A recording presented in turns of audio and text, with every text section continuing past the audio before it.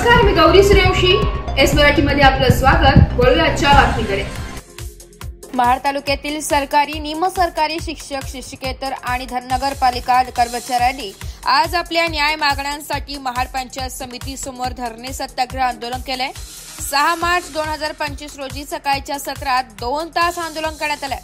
आंदोलनादरम्यान कर्मचाऱ्यांनी जोरदार घोषणाबाजी करत सरकारकडे 17 प्रमुख मागण्या मांडल्या. यामध्ये जुनी पेन्शन योजना लागू करणे, वेतनवाढ, कंत्राटी कर्मचाऱ्यांना कायम करणे, रिक्त पदे भरती आणि सेवा सुरक्षा यांसारख्या महत्वाच्या मागण्यांचा समावेश आहे. महाड पंचायत समिती समोर मोठ्या संख्येने कर्मचारी एकवटले होते. घोषणाबाजी करत सरकारच्या धोरणांचा निषेध करण्यात आलाय. कर्मचाऱ्यांचे प्रतिनिधी प्रशासनाला निवेदन सादर करून तातडीने तोडगा काढण्याची मागणी केली आहे. सरकारने जर यावर त्वरित पावले उचलली नाही तर पुढील टप्प्यात अधिक तीव्र आंदोलन छेडण्याचा इशारा कर्मचारी संघटनांनी दिलाय.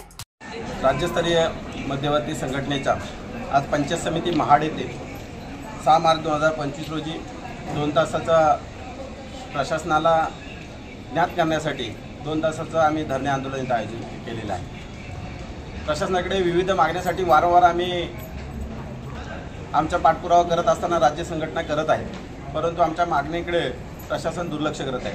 परंतु भविष्यामध्ये मोठ्या प्रमाणात आंदोलन करण्याच्या दृष्टिकोनातून आणि प्रशासनाचं लक्ष वेधण्यासाठी आज 6 मार्च 2025 रोजी आज पंचायत समिती आणि विविध महाराष्ट्रातील सगळ्या तहसील कार्यालय असतील, कलेक्टर कार्यालय असतील, पंचायत समिती, जिल्हा परिषद अशा प्रत्येक विविध ठिकाणी शासकीय कर्मचारी, सर्व संघटनेचे पदाधिकारी हे आज आंदोलन शासनाला निदर्शन आणण्यासाठी 2 तासाचं धरणे आंदोलन करतात.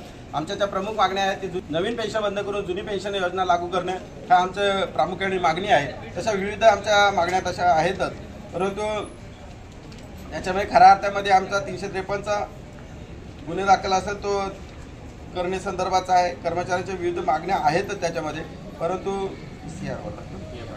PFRDR जो कायदा आहे तो खूप कर्मचाऱ्यांना जाचक आहे, तो रद्द करण्यात यावा. त्याचप्रमाणे कॅशलेस पूर्णपणे कर्मचाऱ्यांना कॅशलेस व्यवस्था, आरोग्याची सेवा मिळावी या दृष्टिकोनातून आहे.